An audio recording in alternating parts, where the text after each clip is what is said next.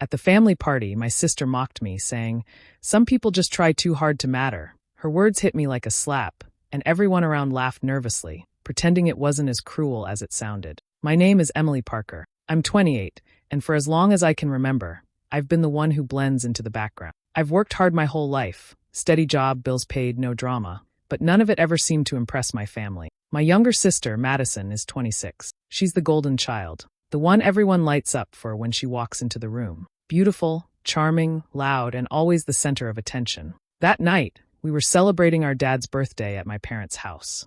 The place was packed, relatives, neighbors, even some family friends. I had just finished helping Mom in the kitchen, carrying trays of food out while Madison sat on the couch surrounded by a circle of admirers. She was telling one of her usual stories, exaggerated and sparkling, and everyone was hanging on her every word. When I placed the food down, Mom smiled at Madison, saying how lucky she was to have such a bright personality. Madison smirked and looked straight at me before saying, "Well, not everyone was born to shine. Some people just try too hard to matter." The room went quiet for a second before people chuckled uncomfortably. No one defended me. Not Mom, not Dad, not the uncles or aunts who'd watched us grow up. They laughed it off like Madison was just being playful, but I felt my stomach drop. I wanted the ground to open up and swallow me. My face burned, and my throat tightened, but I forced a smile because that's what I'd been taught, to keep the peace, to not make a scene. Inside, though, I wasn't smiling. I was boiling. Madison knew exactly what she was doing. She wanted to remind everyone that I was the boring sister, the one who faded into the background while she sparkled.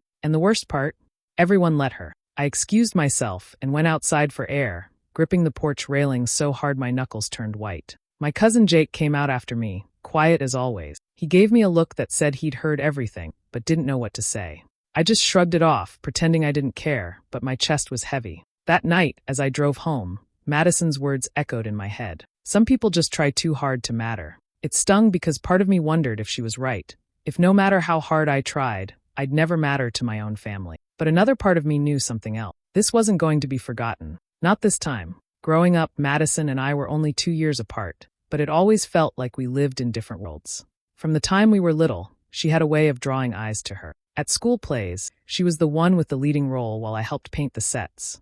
At birthday parties, relatives would shower her with compliments about how pretty she was, how her laugh filled the room, how she was destined for big things. I usually stood nearby, holding plates or helping Mom clean up, quietly listening while they praised her. Our parents fed into it, too.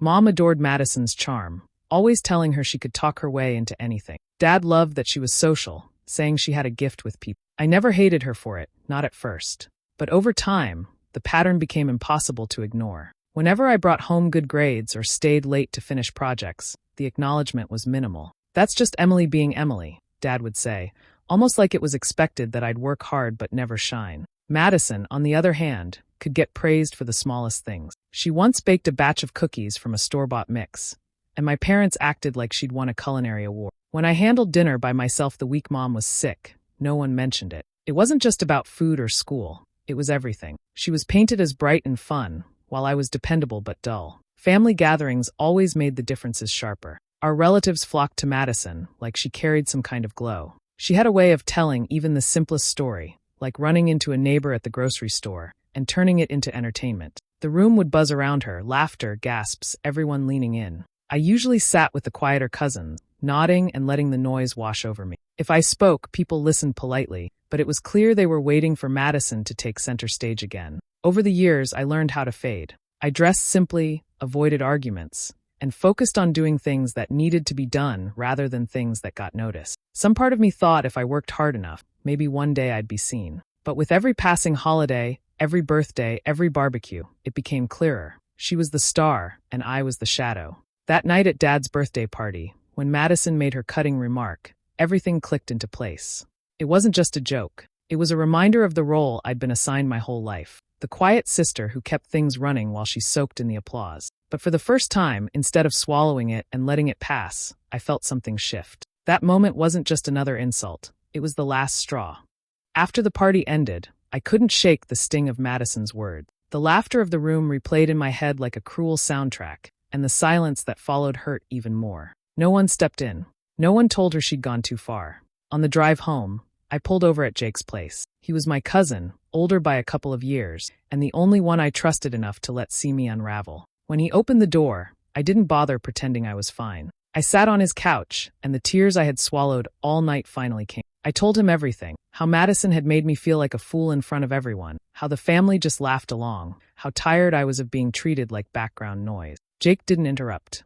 He just let me spill it out, his face serious in a way that showed he'd been expecting this moment. When I finally stopped, he sighed and leaned back. You're not imagining it. Everybody sees how she talks to you. The problem is, nobody wants to deal with the fallout if they call her out. Madison thrives on drama, and people are scared of being on the receiving end of it. His words stung even more than I expected. So it wasn't just me being sensitive. They all knew, and still they let it happen. That was the betrayal that cut deepest.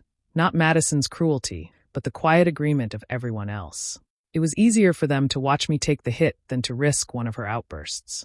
I stared at the floor, feeling like I'd been holding on to a fragile rope my whole life, hoping it would pull me closer to my family. That rope had just snapped. If they really valued me, wouldn't someone have spoken up? Wouldn't someone have cared enough to tell her to stop? The realization left me hollow. For the first time, I felt completely alone in that family. Jake tried to reassure me, but I could tell even he had made his peace with the family dynamic. He was kind but resigned. That wasn't enough for me. I didn't want to keep playing the role they'd assigned me. I didn't want to keep waiting for someone else to defend me. As I left his house, the anger simmered into something colder, sharper. I knew then that I couldn't scream or demand they treat me different. That would only make them dismiss me as bitter. No, what I needed was something different. A plan that didn't rely on them recognizing my worth, but on me forcing them to. Not loud, not messy, but deliberate. Calculated. Driving away, I realized Madison had written the script for both of us all these years, and everyone else had followed along. But for the first time, I felt the weight of a new thought. I could change the story. And when I did, it would be on my terms. After that night, I poured everything into my work. I had been doing event planning for a while, but now it became more than a job. It was my escape. Long hours didn't feel heavy when I was arranging flowers, lining up caterers, or making schedules flow like clockwork. Every event I handled sharpened my instinct. Soon, word spread about how detail-oriented I was, how nothing slipped past me. People started recommending me, and before long, I was being hired for bigger venues, wealthier clients, and events that carried real weight in the city. For once, I felt I had something that was mine, something no one could take away. Then came the announcement. Madison called one evening, her voice sugary and triumphant, to tell me she was engaged. Ryan Miller, tall, polished, the kind of man who carried old money confidence, had proposed. She couldn't wait to gush about the ring, about the attention, about how perfect everything was going to be. I listened quietly, letting her talk, though a pit opened in my stomach. It wasn't jealousy, it was something else. A sense that fate had just handed me a strange card. Not long after, she showed up at my apartment, all smiles but dripping with condescension. Since you're an event planner, you could help with my wedding. Nothing glamorous, just the behind-the-scenes stuff. You're good at the boring details. She said it so casually, like I should be grateful for the scraps of recognition. I forced a polite smile and nodded. Inside, though, something cold flickered to life. She thought she was putting me in my place again, giving me work while she took the spotlight. What she didn't realize was that in asking me to manage the pieces of her wedding, she had unknowingly handed me control of the entire stage. The decision formed in that moment, quiet but firm. I wouldn't just plan her wedding. I would use the access she'd given me. The timelines, the meetings, the endless details she dismissed as unimportant. They would all flow through me. And through them, I'd find a way to show everyone who Madison really was. I didn't picture shouting it in her face or causing some messy scene. No, that wasn't my style. This wasn't about rage anymore. It was about precision. If she thought I was the boring one who only handled details, then details would be the very thing that undid her. When she left that evening, still gushing about color palettes and designer dresses, I shut the door and leaned against it. My heart was steady. For the first time, I felt no sting from her words. All I felt was certainty. She had invited me into her perfect little dream, and I was going to dismantle it from the inside. Quietly, completely. Working on Madison's wedding meant being involved in every corner of her life, and that gave me access I'd never had before. I knew her schedule, her errands, even the excuses she fed Ryan when she wanted time away. At first, I thought her behavior was nothing more than nerves. She was always restless, always looking for drama. But then, while coordinating fittings and appointments, small inconsistencies started piling up. One afternoon, when she left her phone unattended during a meeting with a florist, a notification lit up the screen. I shouldn't have looked, but curiosity pulled my eyes to it. The name wasn't Ryan's. It was Derek. The words were short, suggestive, the kind of message that left no doubt what was going on. My stomach tightened, but I said nothing. Instead, I watched. Over the next weeks, the pieces fell together. She wasn't just texting him, she was meeting him. I learned how she disguised it, slipping away after claiming she needed a consultation, or blaming me for dragging her to vendor visits. Twice, I caught her lying to Ryan's face, saying she was stuck in traffic when I knew exactly where she had been. I didn't want to jump to conclusions. I started collecting quiet proof. Screenshots when her phone lit up again. Notes about times and places she met him. Once, I even passed by the cafe where they sat together, her laugh loud enough to carry across the street as she touched his arm the way she used to when we were teenagers, and she was trying to win someone over. It was undeniable. Each confirmation left me with a mix of anger and grim satisfaction. She had everything: Ryan's devotion, a lavish wedding in the works, a family ready to celebrate her. And still it wasn't enough. She couldn't stay faithful. She couldn't resist chasing attention from someone else. Ryan, meanwhile, was completely in the dark. During planning sessions, he'd look at Madison with so much trust it made me sick. He'd talk about their future, about how lucky he felt, while she was sneaking off with Derek behind his back. Every time he smiled, I felt the weight of what I knew pressing harder.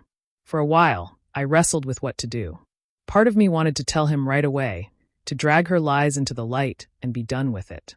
But another part of me understood that timing mattered. If I told him too soon, she'd spin it, paint me as jealous or bitter, and maybe he'd even believe her. She had a way of twisting things, of making herself the victim. So I made a choice. I would wait. Not forever, not long, but until the moment when she was certain she'd won, when everyone was watching, when she couldn't wriggle free. On the day she wanted to be crowned queen of her own fairy tale, I would tear the curtain down. From the outside, I looked like the picture of a supportive sister. At fittings, I zipped Madison into gowns and pretended to gush over sequins and lace. At the rehearsal dinner, I arranged place cards and smoothed tablecloths while she basked in compliments. No one could have guessed what I was really thinking. I smiled when she expected it, nodded at her endless demands, and never once let my expression slip in public. Behind the scenes, though, Madison couldn't resist reminding me of my supposed shortcomings. In the dressing room with her bridesmaids, she made little jabs she thought were clever. Emily's great with details, probably because she doesn't have anything else going on. No husband, no kids, just paperwork. Laughter followed, light and cruel. She fed off it, grinning like she'd won another round. Sometimes, when the others weren't around, she leaned in closer and whispered digs meant only for me. It must sting, doesn't it? Helping plan a wedding you'll never have. At least you get to live it through me. I kept my face blank, letting her believe I was too timid to fight back. Inside, I stored every word, filing them away like ammunition. Her confidence grew the nastier she became, convinced I was still the sister who would quietly take it. What she didn't notice was the way my eyes lingered a second too long, or the faint curl at the corner of my mouth when she thought she'd landed the perfect insult. Jake, however, noticed. At one gathering, when Madison was bragging loudly about how Ryan adored her, she tossed a glance my way as if daring me to contradict her. I only tilted my head and gave a small, measured smile. Later, Jake pulled me aside. "You're up to something, aren't you?" His tone wasn't accusing, more curious, almost cautious. I shrugged, pretending innocence. Just happy for her. But the look in his eyes told me he didn't believe it. He'd seen the flicker of satisfaction I couldn't completely hide. He didn't press, though, and I was grateful. Every sneer, every whispered barb Madison threw my way only made it easier to keep up the act. I let her think she was winning, let her think she was untouchable. And while she rehearsed walking down the aisle, smiling for photographers, and practicing her vows in the mirror, I rehearsed something else entirely, keeping my mask perfectly in place until the exact moment it was time to take hers off. I knew the stage she loved so much would be the same one where her performance ended. Until then, all I had to do was keep playing the dutiful sister she believed me to be. And I was more than ready. The night before the ceremony, I was checking the final arrangements at the venue when Ryan found me alone in the hallway. His usual confidence seemed to waver. He shifted from foot to foot, his hands shoved in his pocket. "Emily," he said quietly, "can I ask you something?" I nodded, expecting another logistical question, but his eyes carried something heavier. "Do you ever worry about making the wrong choice?" He exhaled, then gave a nervous laugh. "I mean, I love Madison, but sometimes I wonder if I'm enough for her. She's so unpredictable. You though, you're steady." People can rely on you. I admire that. His words landed like a stone in my chest. For a moment, guilt pressed hard against my ribs. He wasn't a bad man. He was earnest, kind in a way that made this even harder. If he had seen Madison the way I had, he wouldn't be standing here second-guessing himself. He'd be running. I forced myself to hold his gaze. "You'll be fine," I said softly, careful to keep my voice neutral. But inside, I knew he wouldn't. Not if he walked into tomorrow blind. When he left, I leaned against the wall, letting the silence settle. My resolve wavered for a breath, but only a breath. He deserved the truth, even if it broke him. He admired me for being dependable. Well, tomorrow I would prove it in a way he never expected. Back at my apartment, I laid everything out. Screenshots neatly organized, dates scribbled in my notebook, small details that couldn't be explained away. Every piece was checked twice, then 3 times. I didn't want even the faintest crack Madison could slip through. She had always been slippery, always able to twist a story until she looked like the victim. Not this time. The hours stretched, the glow of my laptop casting the only light in the room. My hands shook once or twice as I assembled the folder, but I steadied them. I imagined Madison's face when the curtain lifted, when her perfect act shattered in front of everyone she wanted to impress. That image kept me focused. By midnight, my plan was sealed. The evidence was ready, the timing set. Tomorrow, when she stood before family and friends, wearing the crown she'd built for herself, I would strip it away. Not in private, not in whispers, but in the spotlight she loved so much.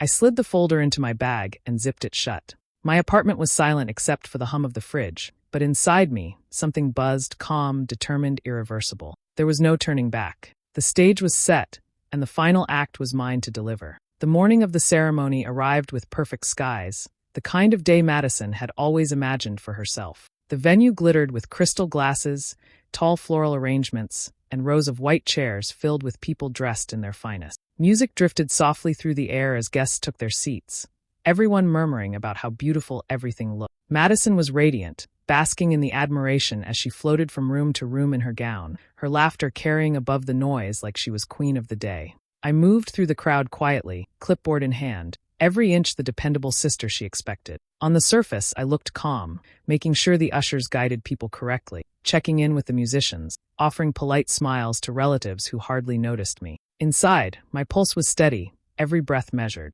The folder in my bag felt heavier than its weight, like it carried the balance of the entire day. When the ceremony began, everyone rose as Madison walked down the aisle, her veil catching the sunlight. She looked smug beneath it, her chin lifted as though she had already won. Ryan stood at the altar, eyes shining with admiration, completely unaware of the storm about to break. Guests leaned forward, some dabbing at tears, charmed by the scene. I stood among them, still and patient, my gaze fixed on the front. Each word from the officiant brought us closer, my heartbeat syncing with the rhythm of the vows. Then came the moment, the question that cut through the air like a bell. If anyone here knows a reason these two should not be joined in marriage, speak now. The silence that followed was thick, expectant. I stepped forward. My heels clicked against the floor as heads turned, whispers rising in confusion. I reached the aisle, pulled the folder from my bag, and opened it with deliberate calm. "I do," I said, my voice clear. Gasps spread through the crowd. Madison's smile faltered, confusion flashing across her face before giving way to panic.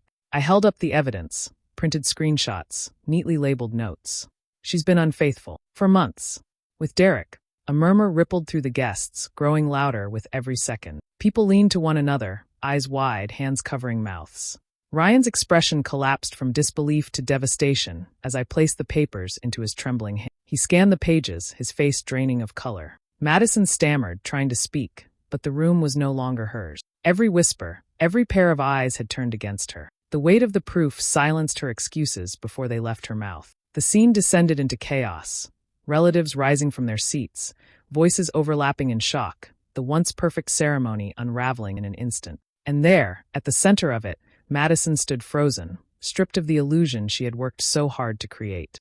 The silence that followed Ryan's reading of the papers was sharp enough to cut. He lowered the pages slowly, his face pale, his jaw clenched tight. For a moment, he simply looked at Madison, as though waiting for her to offer an explanation that could undo what he had just seen. But no words came. Only stammering fragments that dissolved into the tense air. Ryan turned to the officiant, his voice steady but low. "This isn't happening." Then he faced the crowd, shoulders squared, eyes burning with humiliation. "The wedding is over." Gasps erupted again, chairs scraped as people shifted, and the perfect image Madison had crafted shattered completely. Without another glance at her, Ryan stepped down from the altar, dropped the folder onto a table, and walked out through the stunned guests.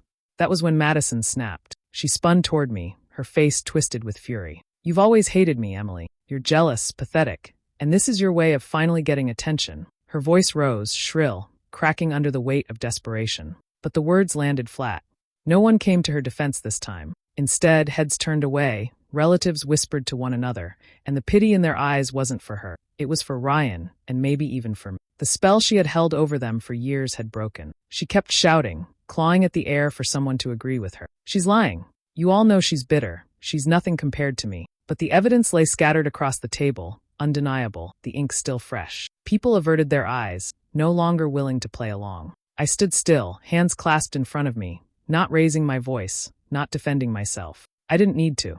The truth was enough. The family, for once, saw her without the gloss she always wore. They saw the cruelty, the selfishness, the rot underneath the shine. My mother sank into a chair, speechless. My father rubbed his forehead, shame written across his face. Aunts and uncles muttered to each other, the disappointment thick in their voices. Jake, standing near the back, caught my eye and gave a small nod, subtle, but it told me everything. He knew I had done what no one else dared. For the first time in my life, I wasn't invisible. I wasn't the sister who blended into the background while Madison stole the light. I was the one who had pulled the curtain open, who had shown everyone what they'd been too afraid to acknowledge. And though the room buzzed with shock and confusion, one thing was clear: Madison's reign was over. The days after the broken ceremony were heavy with whispers. Madison, once the center of every gathering, suddenly found herself avoided. Calls stopped coming, friends excused themselves from meeting her, and even distant relatives kept their distance. The charm she had relied on for so long no longer worked. People had seen too much. Her name, once spoken with admiration, was now carried in hushed tones, weighed down by scandal. Ryan stayed quiet at first, disappearing from sight to collect himself. When he finally reached out to me, it wasn't with anger. He asked to meet, and I agreed, unsure what he might say. Sitting across from him at a quiet cafe, I saw the exhaustion in his eyes, but also relief. "Emily," he said carefully, "I don't know how to thank you. It hurts, yes. But you saved me from something far worse. A lifetime of lies." His voice cracked slightly, but he held my gaze with sincerity. "You gave me back my future." Hearing those words lifted some of the weight I hadn't realized I still carried. I nodded, offering a small smile, not needing to say much. The gratitude in his tone was enough. At home, my parents moved carefully around me, their usual certainty shaken. Mom lingered in the kitchen with me longer than usual, searching for words that didn't come easily. Dad avoided my eyes at first, but when he finally spoke, his voice was low. "You did what needed to be done." Embarrassment clung to them both. They had let Madison's performance blind them for years. Now, faced with the truth, they had no choice but to see me different. The shift was subtle but undeniable. For once, they looked at me not as the quiet one who blended into the background, but as someone who had stood firm when it mattered most. Their respect came late, but it came all the same. In quieter moments, I thought back on everything: the insults, the dismissals, the endless comparisons. For so long, I had believed my fight was with Madison. But as the dust settled, I realized it had never been about bringing her down. My revenge hadn't been in the public humiliation, though it was sharp and final. It was in reclaiming something she had stolen from me years ago: the right to take up space, to be seen without apology. One evening, I stood before the mirror, not dressed up, not preparing for anyone else's approval. I saw myself as I was, steady, capable, unshaken by shadows. The reflection didn't feel small anymore. Madison had lost her stage, and in the silence she left behind, I found my own. For the first time, I stood tall, not in comparison to her, not in defiance of the family's blindness, but simply as myself. No longer the overlooked sister, no longer invisible, just Emily, whole, present, and finally enough. Do you think I made the right choice by exposing Madison at the wedding? Or should I have stayed silent and let things play out? Let me know in the comments, and don't forget to subscribe for more stories.